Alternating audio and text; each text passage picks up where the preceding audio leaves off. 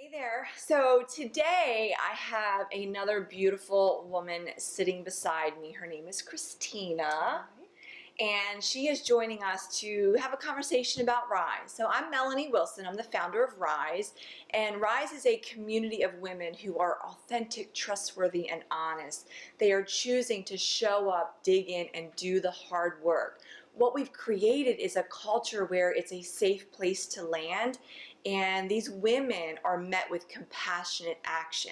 And as a result of that, you're going to hear from Christina the changes that she's gone through, the experiences that she's had the opportunity to experience as a result of being part of Rise. So thank you so much for coming. Thank you for having me. So one of the things I like to do is a picture. So hold that picture up for a second, and I want you to tell us about who that woman is in that picture.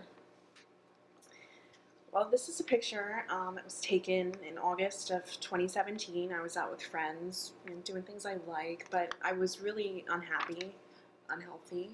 I had recently gone through a major tragedy that affected my family, and I gained a lot of weight, and I wasn't addressing that at all. I wasn't addressing what was really bothering me, and I wasn't really acknowledging anything that was going on. I was just putting on a happy face. Everything was fine, and I was going to keep it together for my family. But Was it working for you? it was not working for me at all. A happy face. We're so good at doing that. I feel like it's a constant theme. Like, we're so good at smiling and trying to hide it. But so tell me a little bit about what you were actually hiding. What is behind that woman in that picture? I was very insecure. I felt that things happening in my life were unfair. Okay. I couldn't believe things like this were happening. It wasn't supposed to be my life. And I felt resentment that this was going on. Okay. And I just didn't address it at all.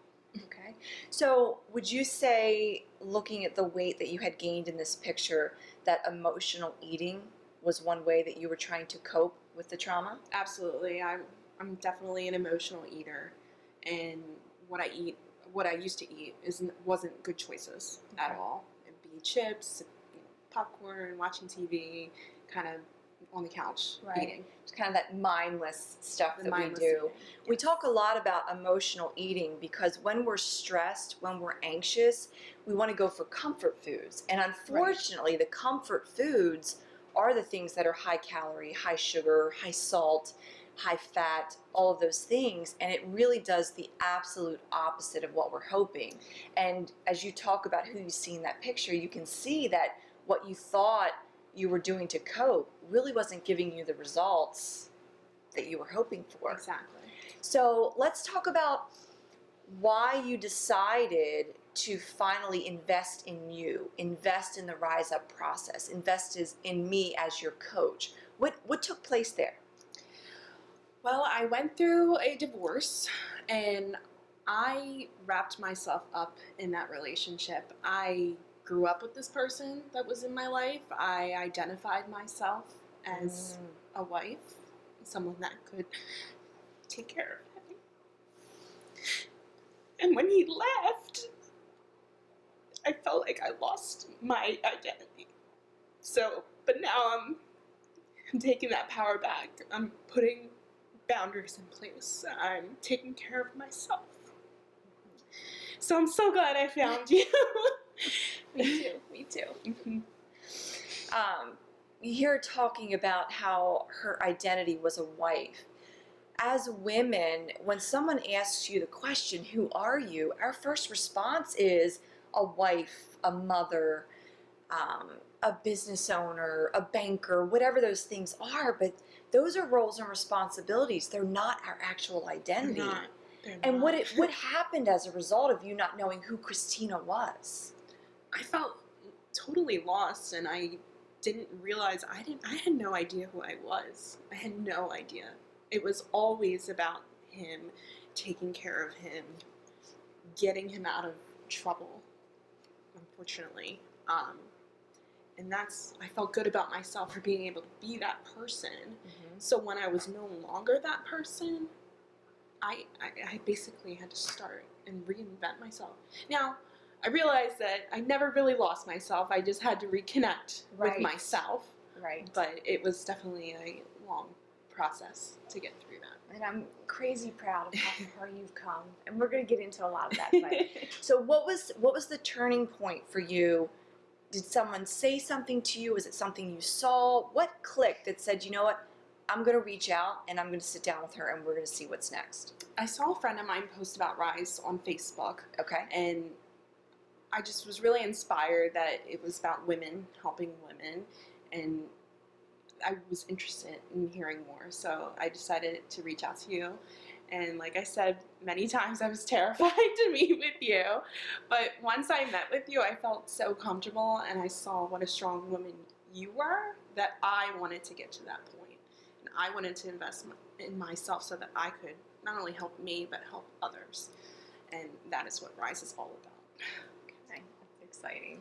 Everybody was just terrified. I don't think I'm terrifying. You're not terrifying. I was terrified about what I had to reveal about myself. Yes. So that was terrifying.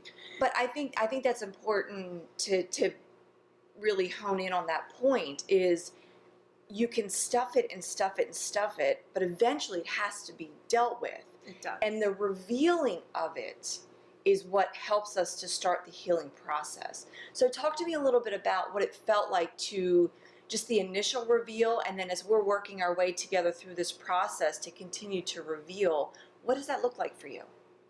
At first, it was very scary to reveal some of the things that I wasn't doing. It wasn't healthy. I wasn't eating healthy. I wasn't mentally speaking to myself in a positive way. I had lost my spirituality.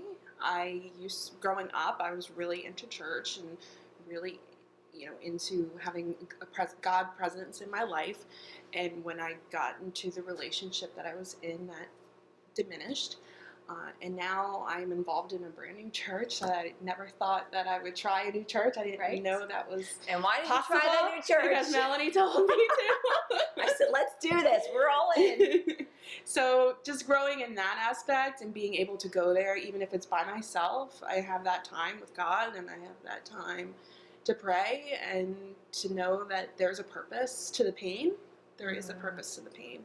And I have come so far in the past year. So I'm really excited to see how far I continue to grow. Oh, me too. Like, I can't even wait. I can't even wait. So you talk about how your relationship with God is improving. What are you noticing now as a result of these things that I've pushed you to do? I've held you accountable for following through on with your identity and your confidence and your self-worth as a result of moving in a direction where you're increasing the depth of your knowledge of your relationship with Christ?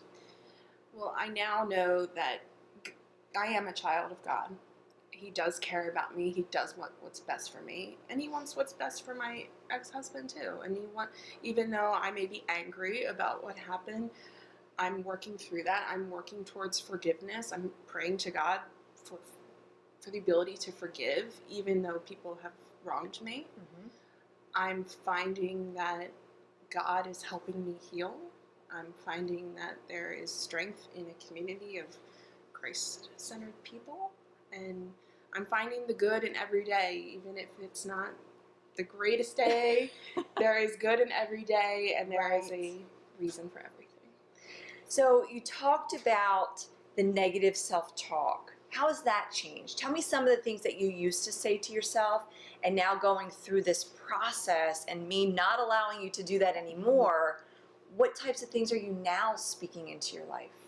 Well, I used to tell myself I wasn't good enough, and now I know I am good enough. I'm more than enough. Yes. I am a great person. I have it on my mirror that I'm healing. I am crushing my goals. I am journaling, all the stuff I'm grateful for and focusing on that rather than the pain. And that's helping me move forward. That's beautiful. That's beautiful. So obviously the eating was one of your unhealthy coping mechanisms. Yes. What were some other unhealthy ways that you were trying, and yes, I'm using the word trying because you weren't doing very well, trying to cope with what was going on inside of you? I'm a people pleaser. Okay. So I would always say yes to be on committees, volunteering, extra things, helping people out. And I realized that was a coping mechanism to keep me busy, Okay. to not deal with the pain, to just keep busy, keep doing things. And now I have, with your help, made a list of everything I was doing, which was shocking, to say the least. It's like 5 pages long. I'm like, what is this? Yes, so many things. So I evaluated what was really, truly nourishing me. And once I did that, I picked those things to stick with. The other things, I just don't have time for. And I've grown. And did you survive letting go of those things? I did survive. Did those people and organizations survive with you letting go of those things? They did survive. They needed a little push from me to kind of let go from that, but they did survive. That's fantastic. So talk to me about some of the healthy coping mechanisms that you and I have worked together to design specifically for you, because I know you suffer from depression and anxiety, as well as I do, and a lot of women that we encounter.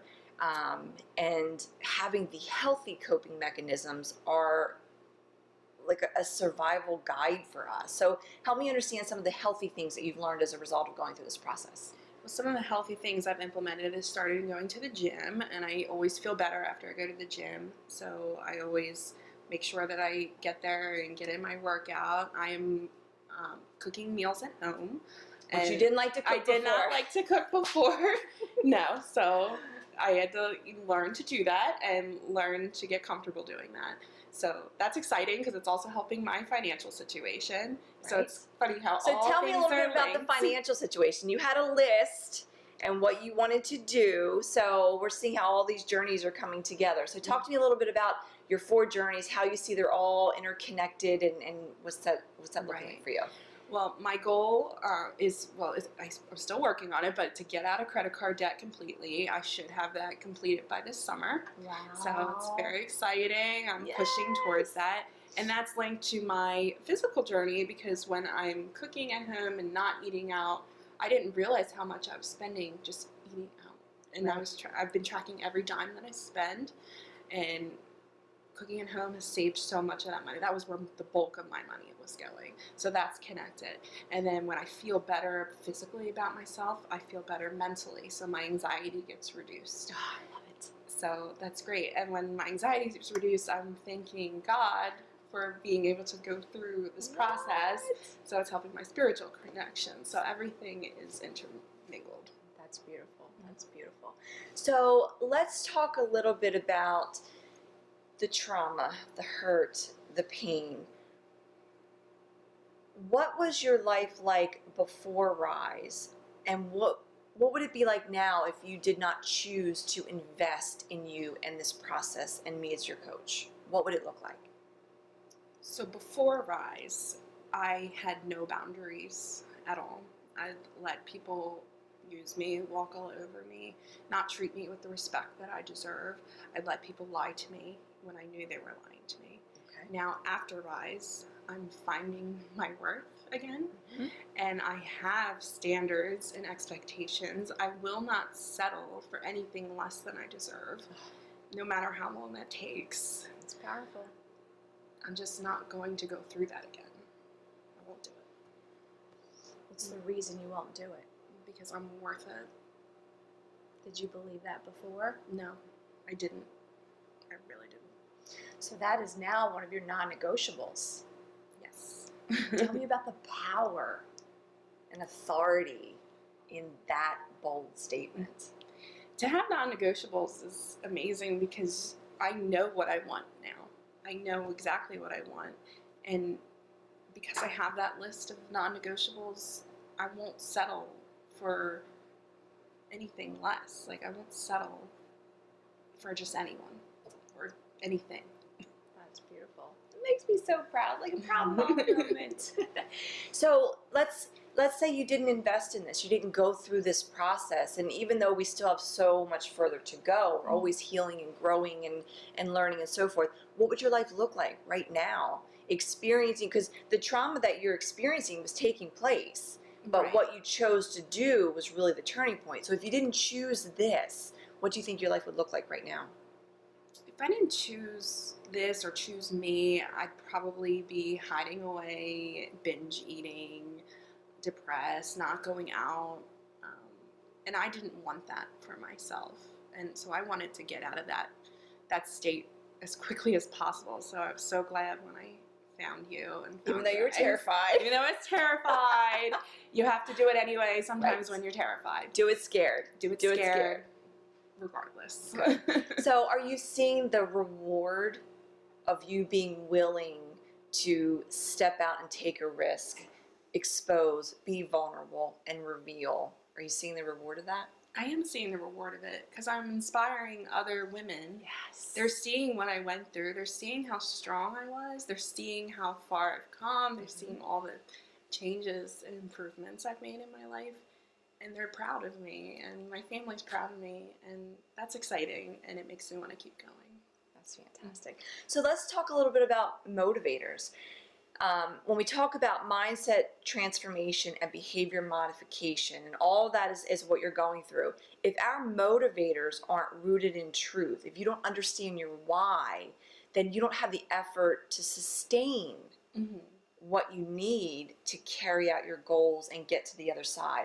So help me understand your motivators. Help me understand your why when it comes to all of this. So before, my motivators were, I just want to lose weight. I want to look pretty. But then you asked me to dig deeper. What are your true motivators? And my true motivators are my family. You know, my sister, I want to be a good example for her. I want to be around for my family. I want to be healthy. I want to be able to do the things that I'm supposed to do on this earth. I have a purpose, and I can't do that without being healthy. I have 3 amazing dogs that I love, and I do it for them too. And I just do it because I want to help people, and that's how I move forward. Very good. So if you didn't have those motivators, if you didn't dig a little deeper to define your why, do you think you would still be committed to what you're doing with your physical journey, your mental journey, your financial journey, your spiritual journey? Probably not, because in the past, if my motivator was I want to lose weight, I'd keep up with it until I wasn't losing weight anymore. And Right. when I wouldn't see the scale moving, I'd be like, okay, well, why am I going to the gym, working out if the weight is staying the same? But it's not about that anymore. It's Right. about doing it for my true why and doing it for my mental state. That's fantastic, because that's what's going to be sustainable. That's Right. what's going to be sustainable. Right. All right, so let's think about the women who are tuning in and seeing this. What is something that you feel they need to know, they need to hear, something that might be exactly the trigger for them to say, you know what, I'm going to do this for me too? I'd like to say to any woman struggling right now that your worth is not defined by anyone else. It's defined by you, and it's defined by God. And you are worth it, and you can do this for yourself. Not for anyone else, but for yourself. Who reaps the benefit of you doing this? Everyone. Everyone does. My coworkers, my friends, my family. They Your all. dogs. My dogs. We They can't give deny her walks. dogs. That's right. That's right. Yeah, they do. So it's, you could do it for yourself, but it benefits others. So would you say that as a result of this, you are now flourishing?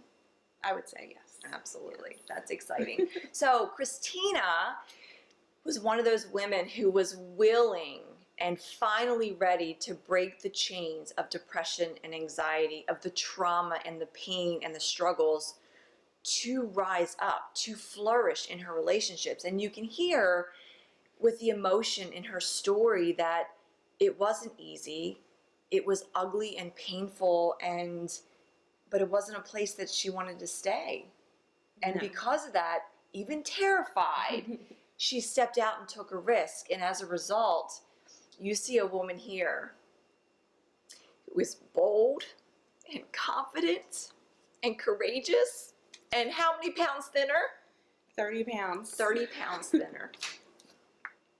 It's really impressive. It's really impressive. But it has to start with you. Like, nobody else can want it enough for you to make it happen. And that's why I'm so impressed with you, because you were terrified. I remember you shaking and stuttering and not quite sure how to answer. And I kept digging and prying, and And eventually, we got here. We did. We got here. So still so far to go. Yes. So would you recommend that other women take the risk and do what you did? Absolutely, I would. You're going to benefit so much from working with Rise, and you're going to gain a community of women that are there for you.